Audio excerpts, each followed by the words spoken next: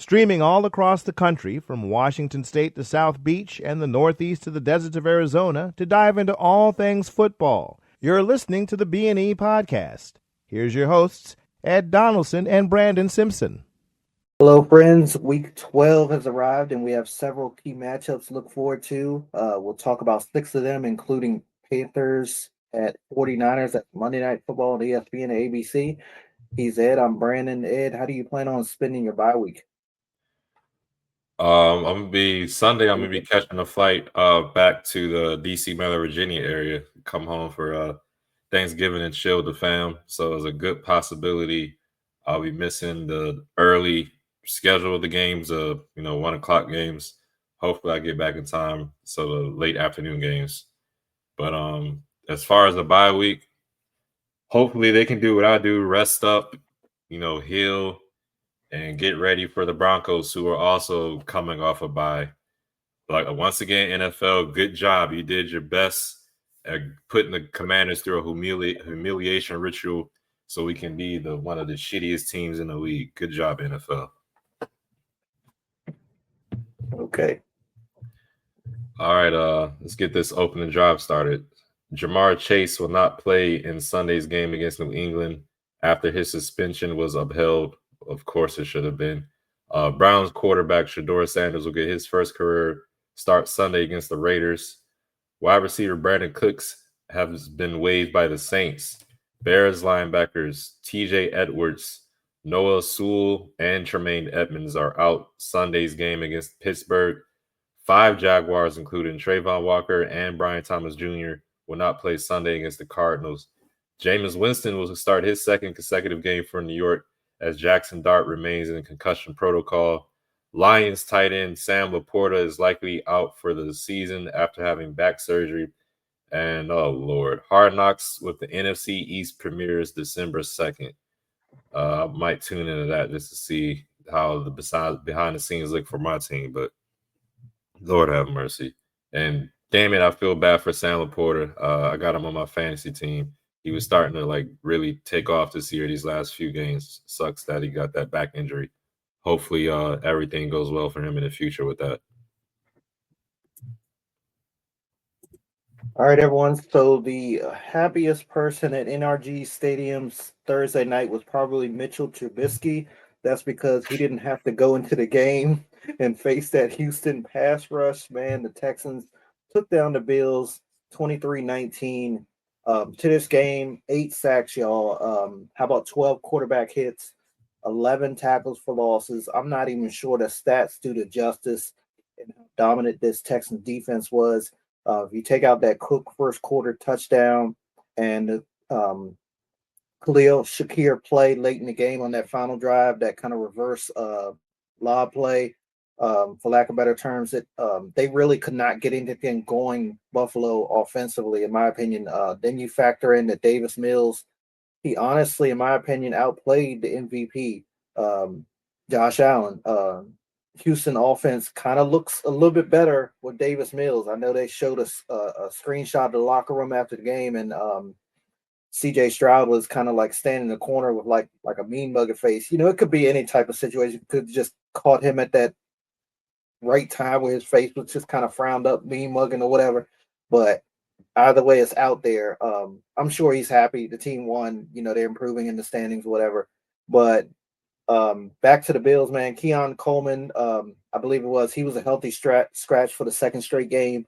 And I think they could have used him, Dalton Kincaid, and honestly a 6th offensive lineman if they could have on every down, because it was just every time you turn around, those Texan defenders, you were seeing red jerseys in the backfield, and you were seeing the white jerseys, the guys in white on the ground. It was just honestly a dominant performance for this Bills pass rush and the entire Bills defense, man. My player of the game, though, Will Anderson Jr., 6 tackles, 2.5 sacks, constant pressure between him and Danielle Hunter. And again, the entire defense. I talked about it heading into the season with our preview show at AFC South, how this Texans defense was one of few that have players at every level, 2 guys that can wreck a game. Will Anderson, Danielle Hunter, I just mentioned them up front. Aziz Al-Shair and Tue. I hope I'm pronouncing his name right. The middle linebacker. He made a couple plays last night as well. I don't know if you saw they had a penalty late in the game, and the ref. Well, I think by that time the main ref was out, so the umpire was getting ready to make the call. They was meeting up with the refs or meeting up with the other referees, and um, Al Shair he was standing like to the left of the of the ref huddle, and he just like I was like, yeah, he's redeeming himself from that that bonehead play he had last year that got him um I think he knocked the player out of the game or something like or knocked the player out for several weeks. But back to their defense, Lassiter and Stingley as well. I know Stingley was out of this one, but again, they have guys on each level that defense. I think, in my opinion, Buffalo needs to make some adjustments fast. They do have Pittsburgh coming up, I think, next week, but they still have to play New England, Cleveland, and Philly defenses down the stretch. Trust me, Cleveland's defense is right. You better you better get that protection set straight before they play them. I think that's week 16 or 17 for them. But yeah, what are your thoughts on this game, Ed? Yeah, man. As you mentioned, that Texans defense, man, like you said, Daniil Hunter, Will Anderson, they're getting after Josh Allen all night. Usually, Josh Allen, he's able to get out the pocket, and go upfield, go north. And this time he was getting out of the pocket. They're trying to extend the play, but he wasn't able to go north. You had to go east or west because they just had everything blocked off. And if he did try to go north, there was bodies coming after him, man. He had a long night. I thought he took a hit. I think it was the first quarter. I want to say it was Will Anderson who got to him, and it looked like he was going to be out for the game the way he reacted to the hit because he laid on the ground for a minute. Training staff came out, but that was just a sign of things to come, man. Like you said, besides that long run by Cook, they really didn't do too much. I mean, Khalil Shakir, like you said, got most of his yards at the end with that hook and ladder play. But the Texans defense was really doing what they needed to do. And like you said, that was a good point. You mentioned it with Davis Mills. The offense looks better. I'm hoping when CJ Stroud comes back, he's, just seeing things from a wide lens and plays a little better. I like that they Davis Mill connected with the rookie Higgins, I believe his name is, for a touchdown. Because Nico Collins is really good. I like Dalton Schultz too, but they really need somebody else out there if they want to get farther and make more noises. They're in the hunt. Is you as the Ravens, the Chiefs, if you can believe it, in the hunt, and now the Texans as guys in the hunt for those final playoff positions in the AFC. I'm wondering though, the Bills, man, like earlier this year, I had them as thinking they would go undefeated just because the way they were playing. But now, like injuries on the defensive side of the ball, I think Terrell Bernard, if I can't remember his name, I think it's Terrell Bernard is the right name. But he went out. They had a bunch of guys who went out on the defensive side of the ball. That's not good. It's usually that's what's been their Achilles heel. So I want to see how this defense looks going forward. Because when they play the Patriots again, I wonder, how Trevion Henderson is starting to look pretty good as a rookie running back. But I'm definitely interested to see how they look down the stretch.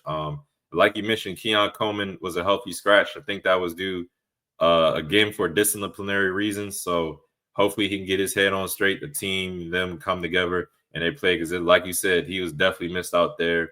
They're going to need Dalton Kincaid to get healthy too. But good win for the Texans. Bad loss for the Bills, man. And I'm wondering for the Texans too how they look when CJ Stroud comes back, because obviously CJ Stroud. Don't get me wrong, Davis Mills did his thing, he went 3-0 out there, but obviously CJ Stroud is going to be the quarterback long term. I'm pretty sure. I'm guessing he'll be back next week, but we'll see. But yeah, good win for the Texans. Yeah, I believe Harrison was another defender that went out as well, the rookie first round corner. Way. Turning the page, everyone. A battle of two first place teams Sunday afternoon from historic Soldier Field. The Bears will host the Steelers. How do you see this one panning out? I think the Bears are favored in this one by Vegas, but I'm leaning slightly towards the Steelers, honestly. I I don't know if Aaron Rodgers is going to play or not. I think he's questionable right now, but I think if the Steelers can stop the run against the Bears, which isn't an easy task, because I think the Bears are rushing like second right now in the NFL. I mean, DeAndre Swift and a rookie, I believe is a rookie, Kyle Monange. They're both really good, but I think it was week 9. The Steelers made some lineup changes due to injuries. Jalen Ramsey, he moved over to safety. And ever since then, that Steelers defense has been playing a little bit better each and every week. I think that move for Jalen Ramsey going to safety is definitely going to play out in this game. And as we mentioned in the opening drive, the Bears got a lot of injuries on the defensive side of the ball. So I'm expecting the Steelers' offense not to get stifled as much as I initially thought they would. I think they'll be able to run the ball a little bit better.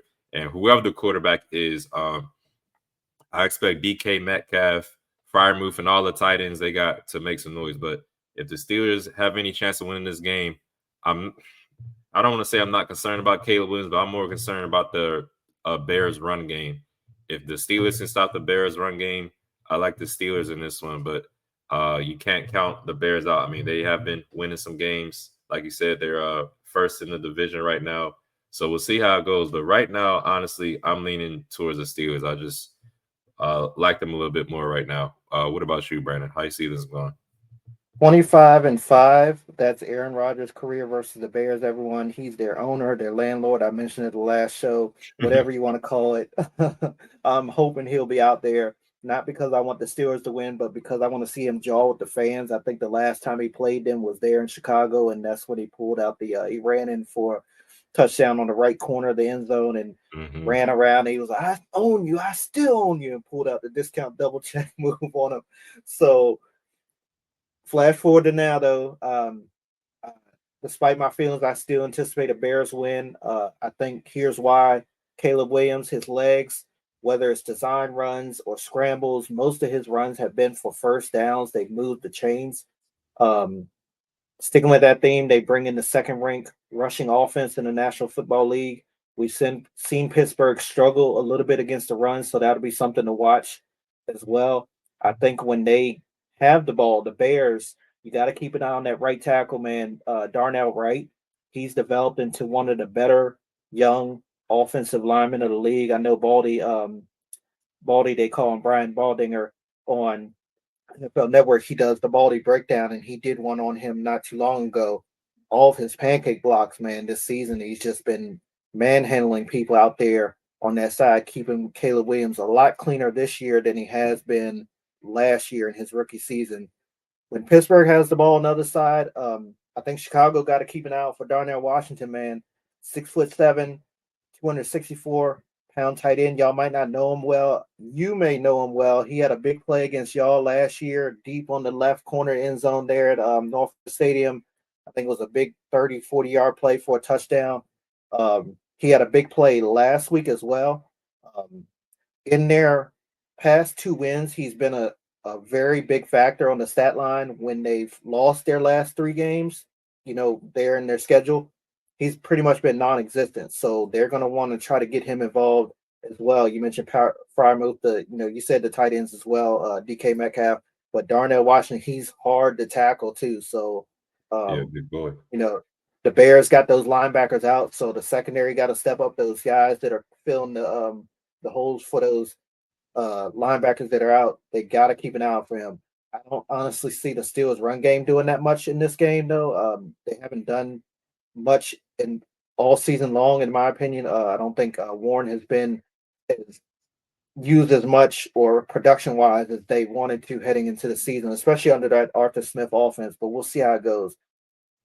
Looking at the long term spectrum of this game, I think the Steelers definitely have more at stake. I mentioned last week if they lose and we win, that puts them in the second place of the AFC North. On the other side, Chicago can still lose and not feel too bad because nobody else in the NFC North, as of lately, it's all NFL's whatever you done for me now league. Nobody as of late has done nothing. Detroit's coming off a loss. I think Minnesota lost and Green Bay lost last week, if I'm not mistaken. But yeah, I like the Bears in this one. I do feel like Aaron Rodgers will play. He loves playing the Bears. Honestly, he really does. I mean, his record speaks for itself against them. And again, I know that was all with Green Bay, but he knows them very well inside and out. He knows that stadium very well. He probably knows the wind pattern. We know it's very windy in Chicago around this time of year. He knows all that stuff very well. I think he'll be out there, but I still like the Bears in this one. This is a different Bears team, in my opinion. All right. Got the Jets taking on Brandon's team, the Ravens. Brandon, how do you see this one going? Man, how this offensive line of Baltimore, my team plays will be imperative to the outcome of this game, y'all. The Jets have a good defense, in my opinion. They still have Quincy Williams, Jamian Sherwood. He has a team leading 89 tackles. Harrison Phillips, Jermaine Johnson, and Will McDonald, 7 sacks on the season. Aaron Glenn, I think he's going to have those guys ready to play. Plus, the film is out there now of what Myles Garrett did to us a week ago. 4 sacks. It felt like a lot more.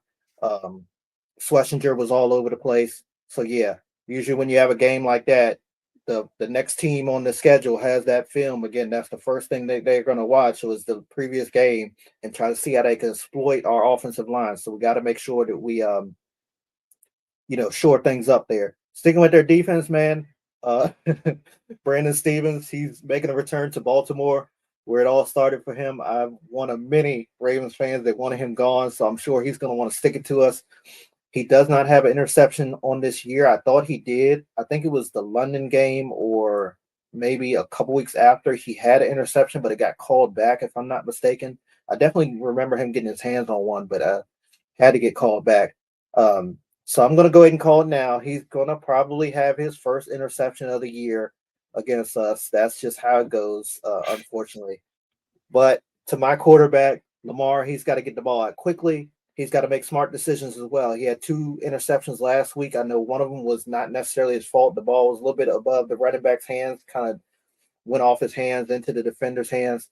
But we just need our offense to make plays early to get that confidence back, especially the offensive line. Again, I mentioned the stat line from last week, 4 sacks. Myles Garrett, Schlesinger was all over the place. Those guys were making plays against our offense. Guys were on the ground, our offensive line. So, yeah, I want to see us run the ball more in this one again, keep that clock moving. This may be another game where we use Keaton Mitchell a little bit more. I mentioned him last week as well. I think he can go east to west a little bit better than Derrick Henry. Derrick Henry is that north to south, going to come straight at you with the burst of speed. So yeah, we'll see. I'm and I'm not sure if Justice Hill is going to be out here for this one. I can't remember or not. I know he was banged up last week. But on the defensive side of the ball, we've been great against the run.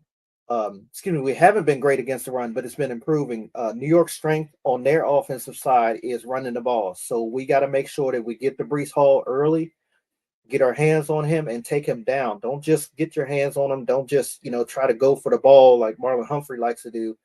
Actually bring the man to the ground, okay? Got to set the edge, man. We struggled against setting the edge. They cannot run up the middle on us, I think, especially since we got healthier there. So the guys on the edge, look out for that. Make the play there. Tyrod Taylor, he's going to be starting instead of Justin Fields. I was kind of a little bummed when I saw that. I was like, man, we're going to have a good game against Justin Fields. But Tyrod Taylor, the veteran, he knows us. He like Aaron Rodgers, he knows our stadium well. He knows our team well. He played for the Bills. I think he played for the Browns a little bit. A couple other teams. Know he can use his legs as well. So we got to make sure we have a spy as well. I don't think their wide receivers necessarily concern me.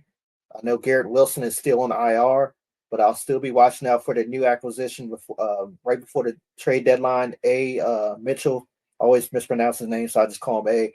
And then Mason Taylor, the rookie tight end. He's shown some flashes this last couple weeks as well.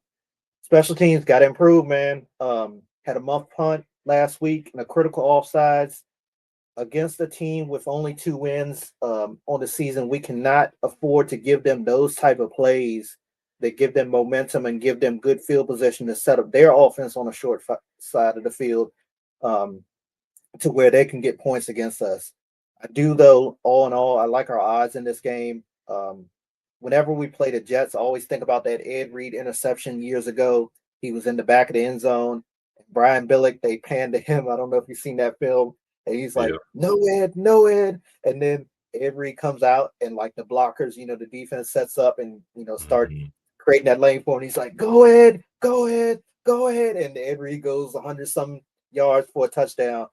So with that, Nate Wiggins, get another interception, my young man. I'm not going to give up the stat line that you had. Y'all have heard me talk about it before. I mentioned in the last show. If you want to know, go back to that show and watch. But fingers crossed, Nate Wiggins get another interception. It'll help us as well.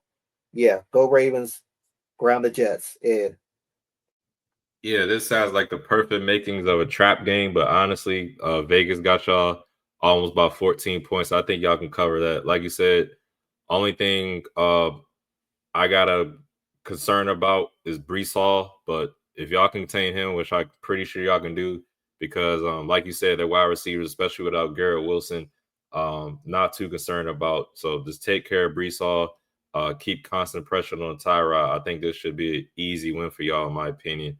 And I agree with you too with running the ball. I kind of want to see you guys give Derrick Henry a little break this game and give Keaton Mitchell a lot more burn. I mean, don't get me wrong, if Derrick Henry's needed, use him, but I want to see a lot more of Keaton Mitchell, and I want to see Lamar just pass the ball. I don't want to see him running if he doesn't need to. I know that's crazy to say, but I want to see it. I feel like this is a game where you can kind of like, and I no disrespect to the Jets, but they're just not a good team right now. This is the type of game where you can practice on your not your weaknesses per se, but like try to improve things. Yeah.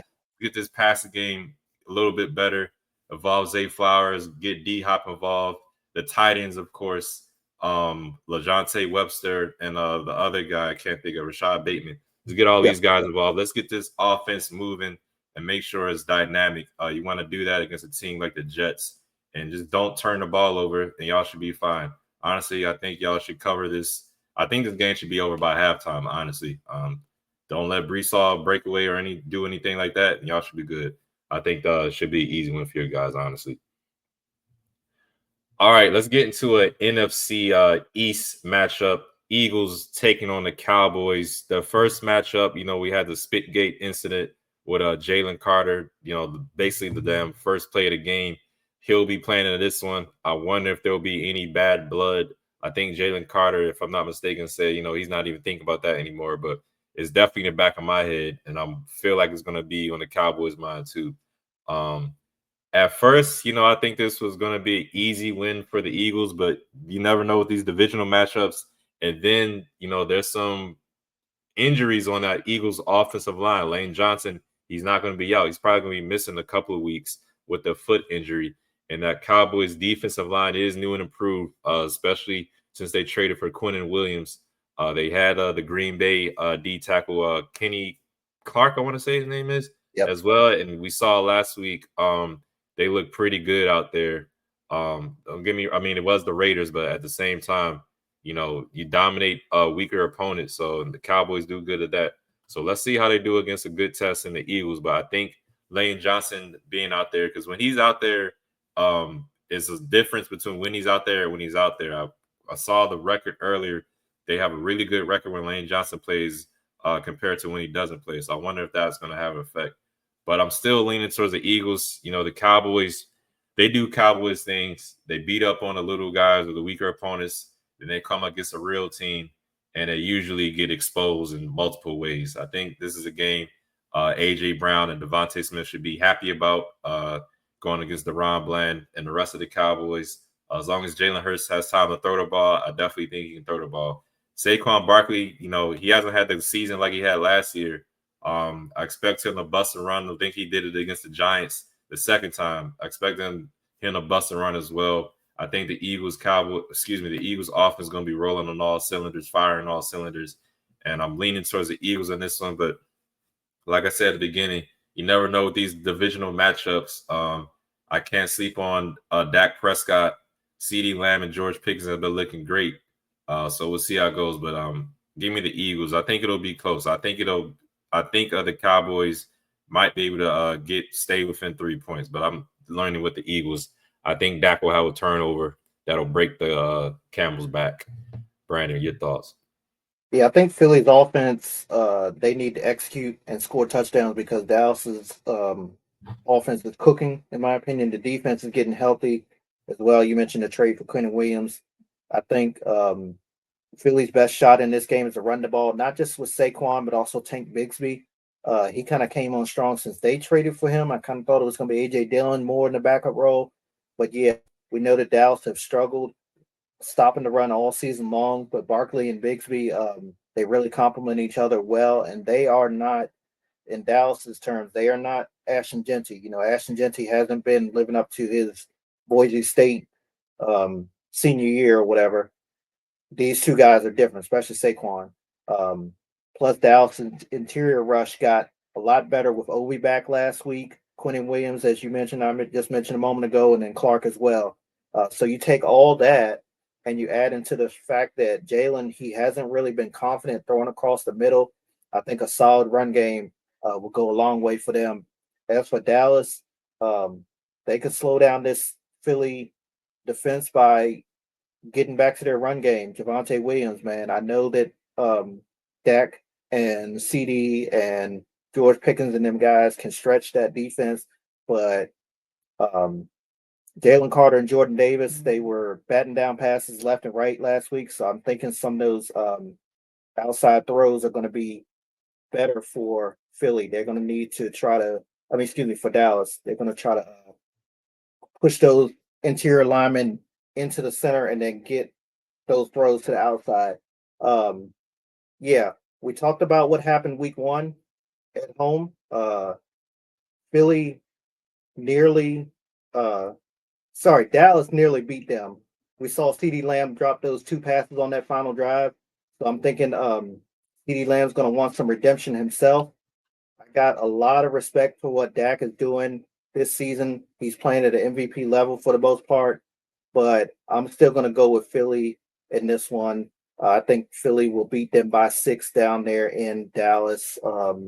That'll be their second loss at home if that's the case. It'd be great if both teams could find a way to lose, but Understood. I feel you on that one. All right, everyone. Before we move forward, this episode is brought to you by Premium CBD and Wellness Company. Check out their full line of CBD infused products, which make great stocking stuffers for the upcoming holiday season. Perfect for athletes, weekend warriors, soccer moms, and even armchair quarterbacks. They have CBD infused honey, which is a personal favorite, as well as tinctures in mint and regular flavor. Most importantly, they are veteran and women owned, so come get some of this sweet temptation and taste the premium difference. Use code B&D for 15% off your order. Their website is www.premium.com. That's PREHEMIUM.com. And now back to our show. Oh, we were discussing games. We were both saying I feel like these teams played each other already this year, but I guess not. Bucks taking on the Rams in LA. Bucks are really banged up, man. I don't think Bucky Irving is going to be playing in this one. Of course, Mike Evans is out.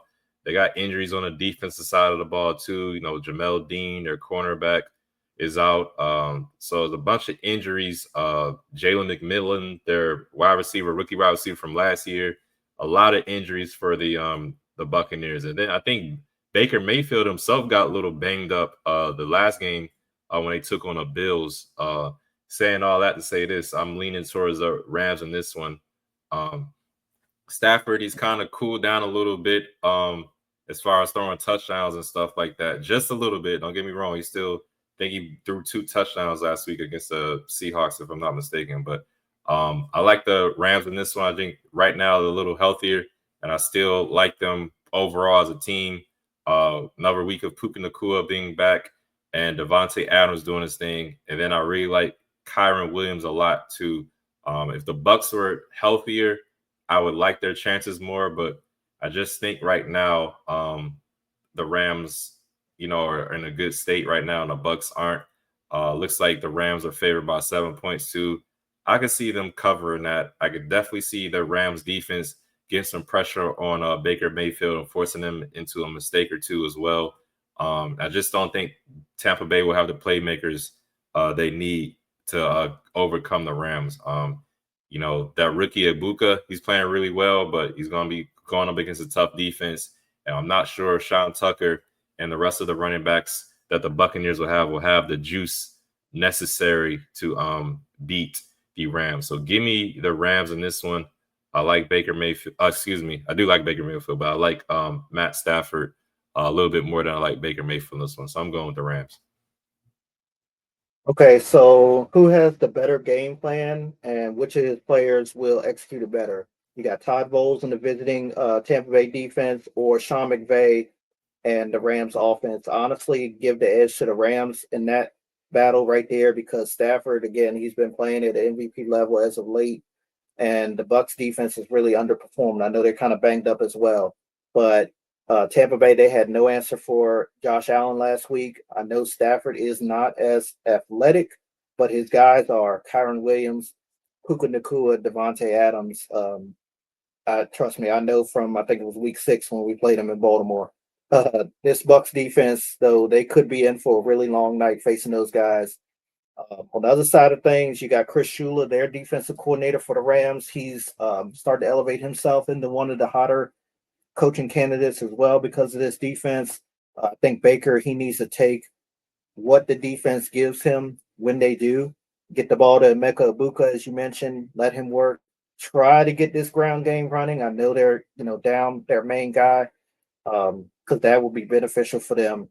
Honestly, the Bucks, they cannot afford to lose this one. They got Carolina right on their asses. Never thought Carolina would be second place right now in the NFC South. But anyway, I like the Rams to win, and they are going to keep pace with Philly for the top seed in NFC after this one. Give me the Rams at home, SoFi Stadium. All right. Some would say this is the Colts' biggest test of the year, a trip to Arrowhead to take on the Chiefs. CBS will broadcast this game in the early window. Listen, if the Colts want to gain more respect, in my opinion, heading into the back end of the season, you got to go beat the defending AFC champions in their house. You're the top seed right now in the AFC. A win on the road there at Arrowhead would elevate y'all even more. I think this game, though, will come down to 2 key factors: which quarterback will protect the ball, and will the Kansas City defense be able to slow down Jonathan Taylor? To the quarterbacks, Daniel Jones, 7 interceptions and a couple fumbles on the year. Patrick Mahomes, 6 interceptions. He had a key interception last week that led to that loss against the Broncos. Jonathan Taylor, his stats say it all. First in the league in rushing, nearly 1,200 yards on the ground. First in the league with 15 rushing touchdowns, 6 yards a pop on the ground. You would think that Spags is going to try to bring a safety down, try to slow down this Indy run game, but that could also lead to other things. You could have Jones hitting his guys over the top. And then Taylor, at the end of the day, he'll still have a chance to get in the end zone when they get close to when they get down in the red area. And as well as the tight ends. Which tight end will have the bigger day as well? I think this will factor into it as well. We've seen the growing connection between Daniel Jones and Tyler Warren. On the other side, you already know what Kelsey can do, especially after the catch. He is lethal out there in those terms. The defense that I think that can limit the tight end will also speak volumes in this game. I'm leaning towards the Colts, but it's always that Daniel Jones factor. Will he be able to protect the ball? I talk about it all the time. This Kansas City defense does a lot pre-snap to kind of confuse guys. And I could just see them zooming in on Daniel Jones' face with that dumb look, that kind of slow stare that he gives where he's just confused. And then next thing you know, he fumbles because he's notorious for fumbles. But again, if he could protect the ball, they got every shot in the world, in my opinion, in this one against honestly a mediocre Kansas City team overall when you look at their record, 5-5. But again, strange things do happen in Kansas City, so we'll see how it goes. Ed, your thoughts? Yeah, I feel like this is a must-win game for the Kansas City Chiefs. The offense needs to get back on track. I believe Isaiah Pacheco, one of the running backs, is coming back, so that's a good sign for them. And like you said, they got any chance to win this game, they definitely need to make sure Jonathan Taylor is held on the check, which is easier said than done. But like you mentioned, they got some other weapons out there. Tyler Warren, Michael Pittman, he's always a threat. I like Alec Pierce. He's like a deep threat type of guy, a speedster. So we'll see how it goes. I honestly think if the Colts, I think Daniel Jones needs to use his legs a lot in this game. I've been complaining a lot about him stealing touchdowns from Jonathan Taylor when they get in the red zone. I feel like Daniel Jones is going to have to scramble, make some off-script type of plays to get things done. I'm saying that to say this, though. Make sure, like you mentioned, don't turn the ball over because he's starting to come back down to earth. He was looking like how he was with the Giants. All them other years they didn't make the playoffs. He made the year one playoffs one time. Other than that, he was stinking up the joint or getting hurt. So just don't turn the ball over.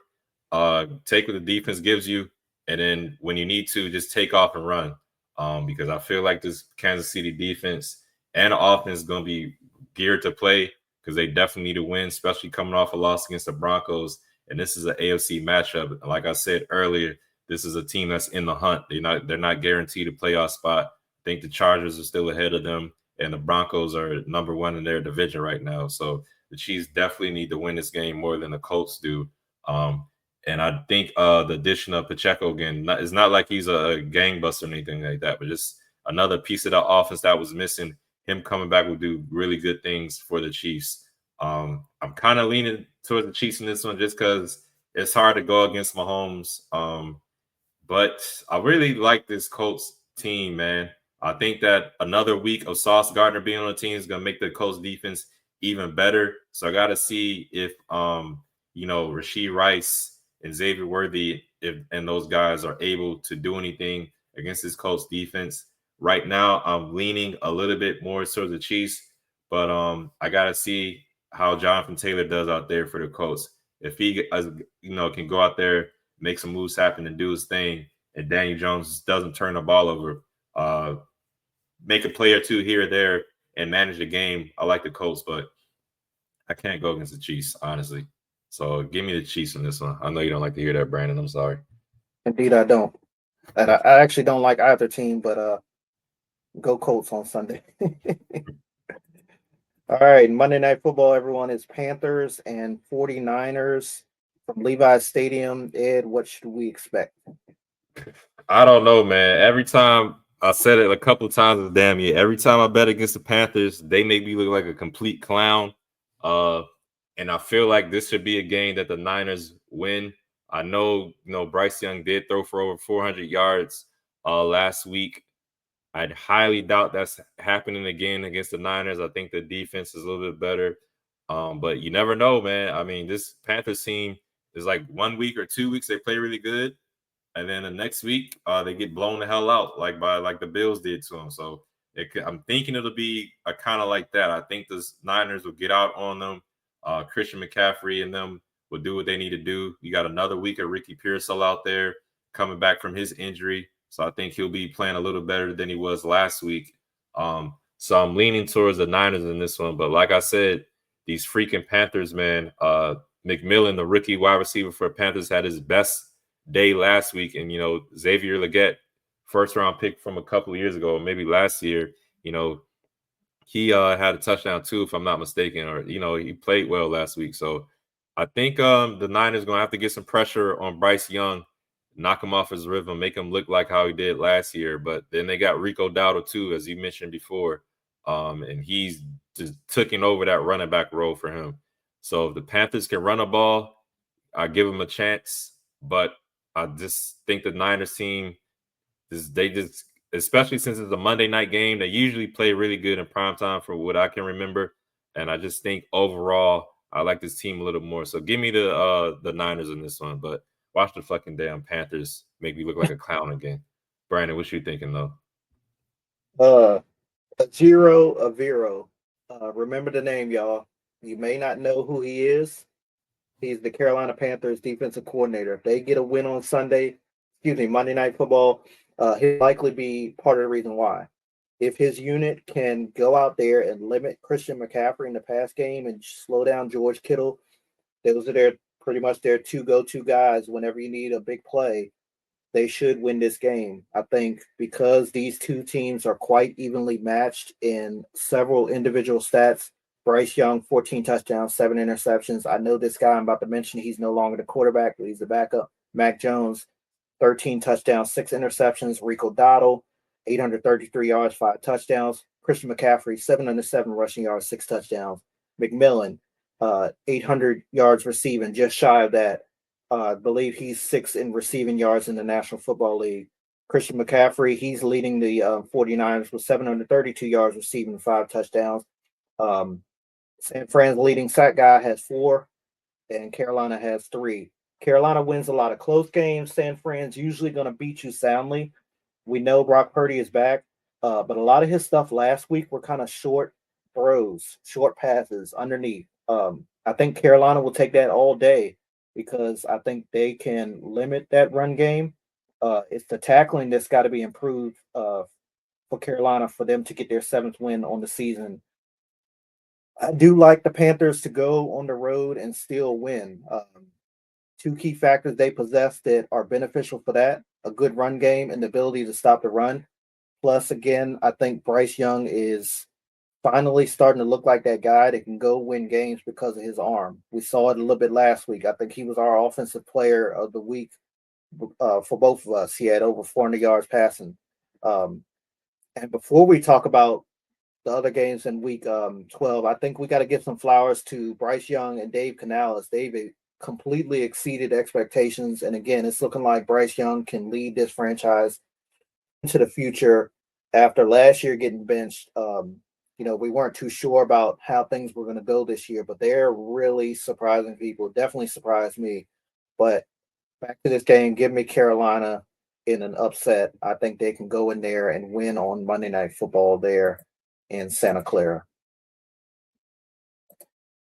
All right, everyone. Several other Week 12 games on the schedule. We got Patriots at Bengals, Giants at Lions, Vikings at Packers, Seahawks at Titans in the early window. The late window will feature Browns and Raiders, Jaguars and Cardinals, and Falcons and Saints. Again, the bye week teams that are off: Commanders, Chargers, Broncos, and Dolphins. Ed, which of these games caught your attention? Definitely the other NFC North matchup, Vikings taking on the Packers. Want to see how that goes. It's a good chance Joe Burrow comes back. So want to see if he does play, how it looks against the Patriots. They've been rolling lately. And I think that's pretty much it. I guess I'll look at the Falcons. I want to see how, bad or how good they look with Kirk Cousins now that Michael Penix is out for the year with that partially torn ACL. So we'll see how those go. What about you, Brandon? Patriots and Bengals, go Patriots. I don't like Mike Vrabel, but I'm going for anybody that can beat the Bengals and the Steelers, and of course the Chiefs this year. Giants at Lions. This is no gimme game, in my opinion, for the Lions. Especially, I think if the Giants can duplicate what the Eagles did last week on defense against those Lions from a pass rush standpoint, and just hope that their corners can hold up. Never will I trust Jameis Winston, but we know that he could air it out. And they got good tight ends out there as well. Seahawks and Titans, Cam Ward, he unfortunately has been the most sacked quarterback in the NFL. Not surprising for the rookie first overall pick. And now he has the pleasure of facing this Seattle defense, man. Those boys can really get after the quarterback, and they do it most of the time with their front four. They don't blitz a lot there in Seattle. So good luck, Cam Ward, there at home. And then Browns and Raiders, not a bad team for Shador Sanders to get his first career start against. I know he'll have to face Max Crosby. The Raiders are pretty good against the run, but not so much against the pass. So we'll see how Shador Sanders takes that into his gameplay. Just take what the defense gives you, Shador, and we'll see how it goes. On the other side, man, look out, Geno Smith. We're sending Myles Garrett out there. Thank God. Again, we ain't got to play him again this season. Thank you. All right, everybody. Let's get into our parlays of the week. I'm going to start with the Ravens over the Jets. Give me that one. I got to take the Seahawks over the Titans. Give me that one. A little risky with this one, divisional matchup, but I really like the Packers over the Vikings right now.